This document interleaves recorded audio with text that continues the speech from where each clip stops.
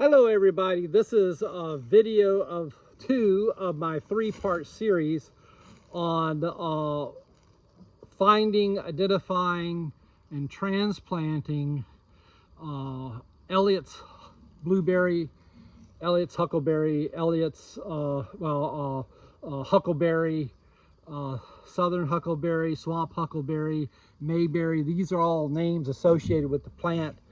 This is Vaccinium Ellioti, which is one of our native blueberries here in southeast Georgia and throughout much of the southeastern United States.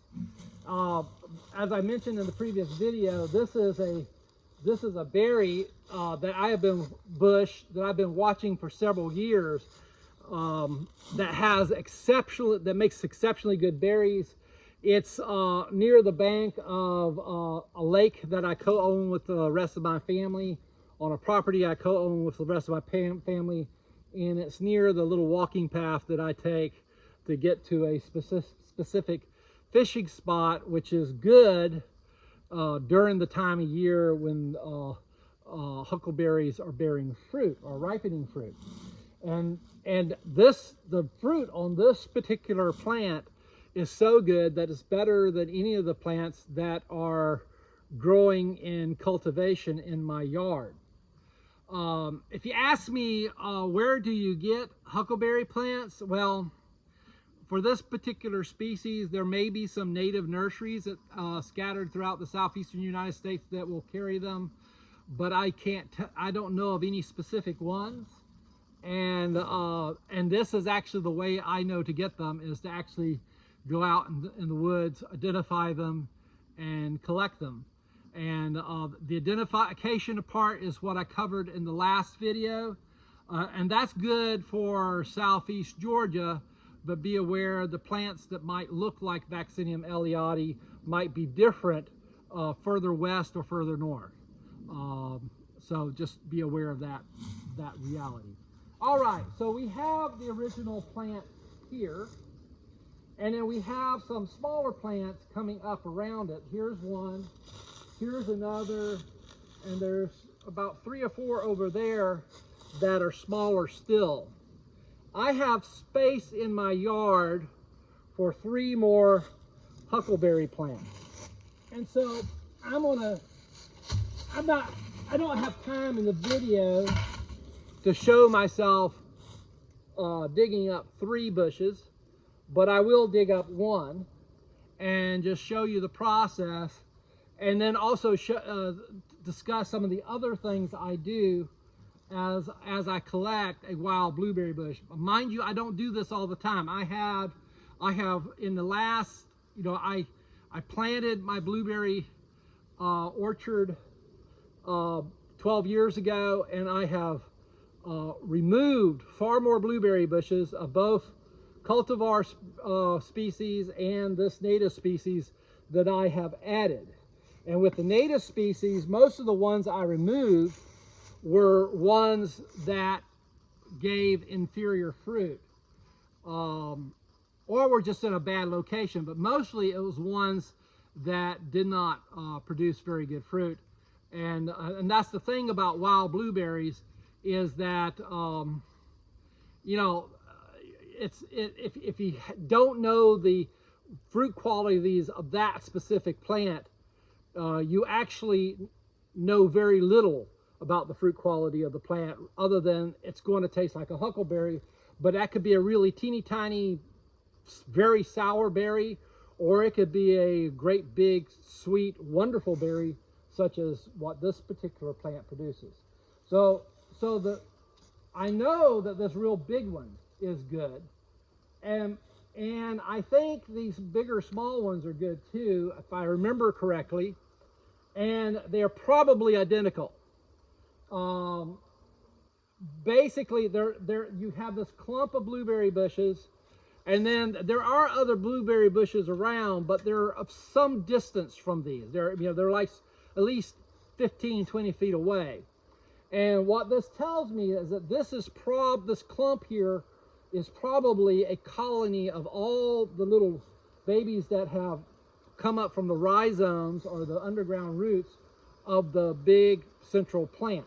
And that's what I'm operating on. I mean, I could transplant the big plant, but I really don't want to do that. First of all, that would be an awful lot of work. And second of all, I mean, I have done that before. I have transplanted big plants and divided them up and gotten a whole bunch of identical plants.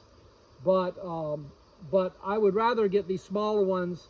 It'll be easier to do, easier to transplant, and I'm not removing a really good wild blueberry bush from its natural habitat altogether. I'm just taking some of its babies. All right, so that's now one of the reasons why this blueberry bush had an opportunity to stand out is not only just because I was walking by it, but as you can see, there are several fallen trees in the area. And so, you know, often blueberry bushes, when they're in the wild, get so much shade, they aren't very productive, and the berries aren't as good as they otherwise would be, because of the shade. And so what happens, the trees fell and created an opening in the forest, which really allowed the blueberry bush to get the kind of sunlight it needs to get to be productive. Let's see, I need to turn this so you can actually see what I'm doing. Sorry about that, folks. There we go. So, here we go. Notice I'm a couple of feet out from the bush. One of the things I'm telling you about the soil around here is usually pretty sandy and easy to dig in, but this is an area where this little area here was actually an old borrow pit where dirt was taken out to make the dam for the lake. And so what we have right below the top soil level is clay, I think. There's some sand too. And there's just as often the case, there's just a ton of roots in here.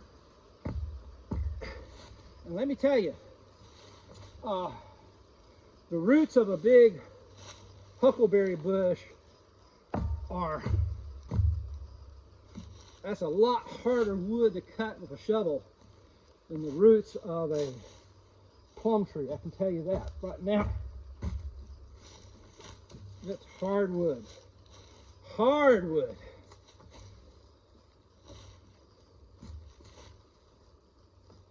And I don't know if I've gotten under it yet.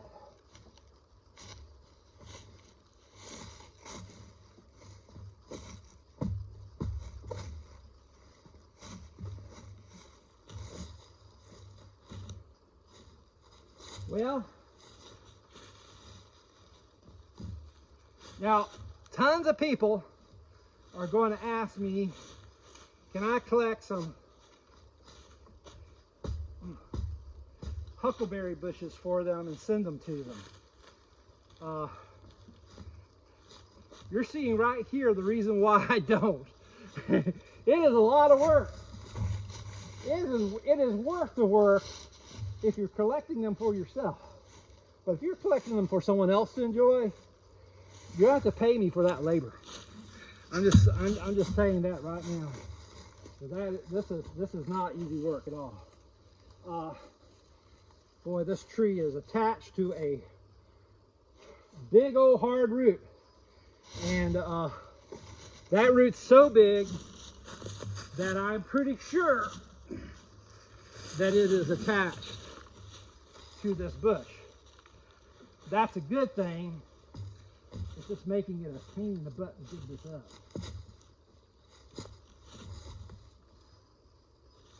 Now, we're going to have to do something I don't really like to do. We're going to have to dig around. I'll show you. You're not really seeing where I'm digging. There we go.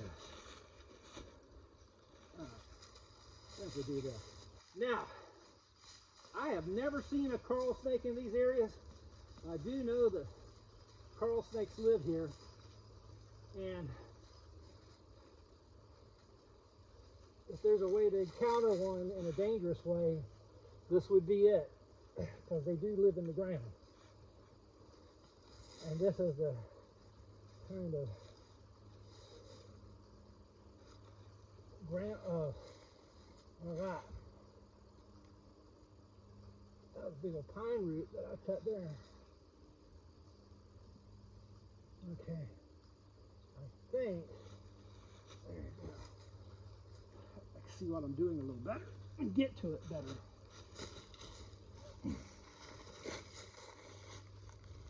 Actually, the soil is not bad. It's sandier than I thought it was. There we go. We got the taproot. That's 3/4 of the job right there. Okay.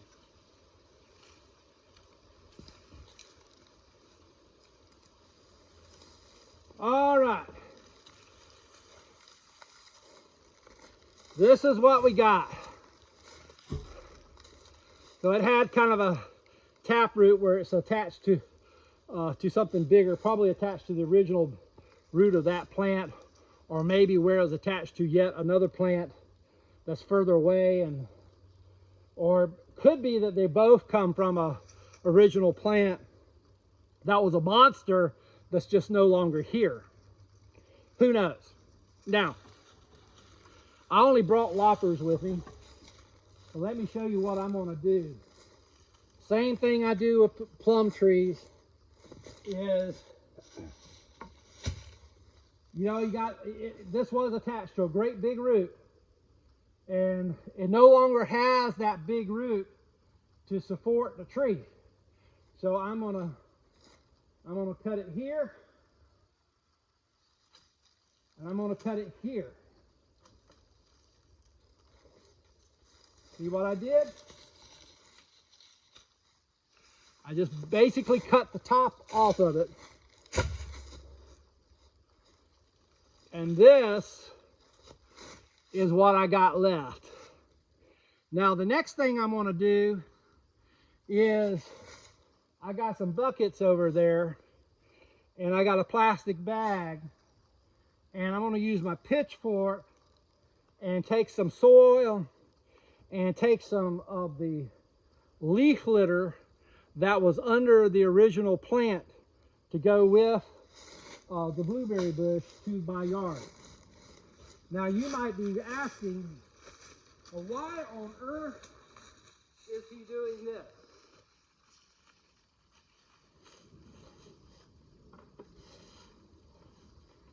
And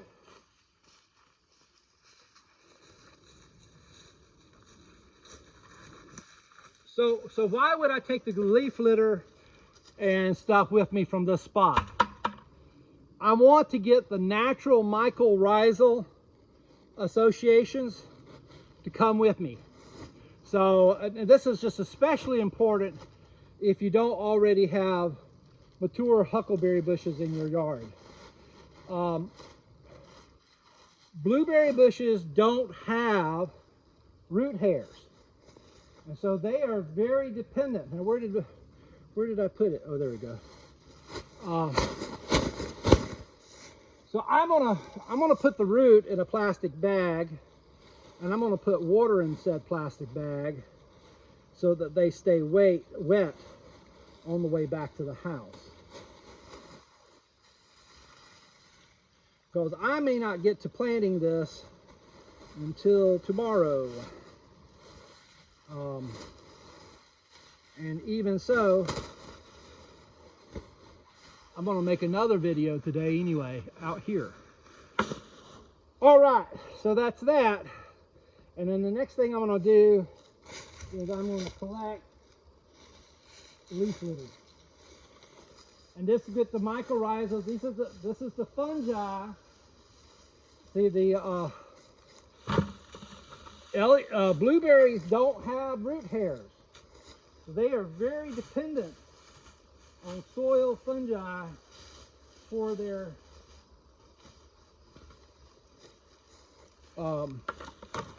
for their growth. And so I want, and for blueberries, it's a very specific mycorrhizal, and I don't know which species it is, but I'm not 100% sure that it will be the same species as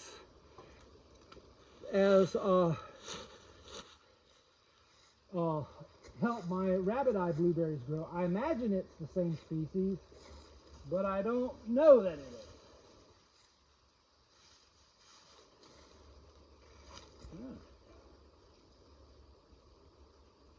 Very accidentally, I found a little blueberry bush that's an actual, it's not a sucker, it's actually an air layer from the original plant. I'm going to go ahead and get him. He's a little guy, and will transplant real easily. More importantly, I know for a fact, the other one, it's probably the same as the mom, but it may not be. It may be from another plant. But this, for sure, is the same as the mom. I'm going to go ahead and get him, this little guy here, and I know for a fact that this one is the right one. Now, how long will it take for these berry bushes to bear? Well, probably will bear something in about 2 years, but they won't really do much for about 4 or 5 years. And it is what it is. Now, another thing I'm going to do for the sake of this blueberry bush is I'm going to cut down some of the competition around it. Because I do like to munch on blueberries when I go fishing.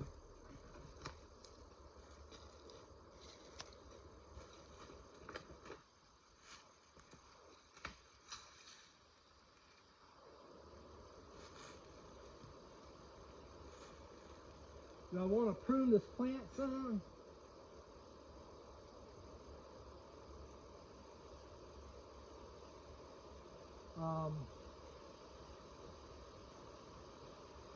I think the answer is yes. This branch here looks old, like it's declining, so I'm gonna take that out.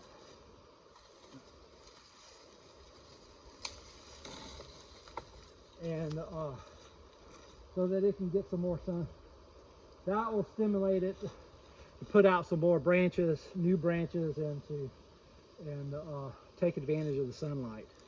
All right, well, that's enough for this video. I hope you enjoyed it.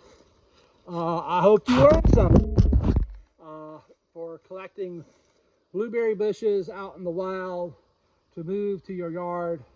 And in the third video that's coming up, we will actually plant the blueberry bushes in the yard, and it's very similar to how you would plant any blueberry bush in a cultivation situation. But anyway, talk to you later. Have a great day. God bless.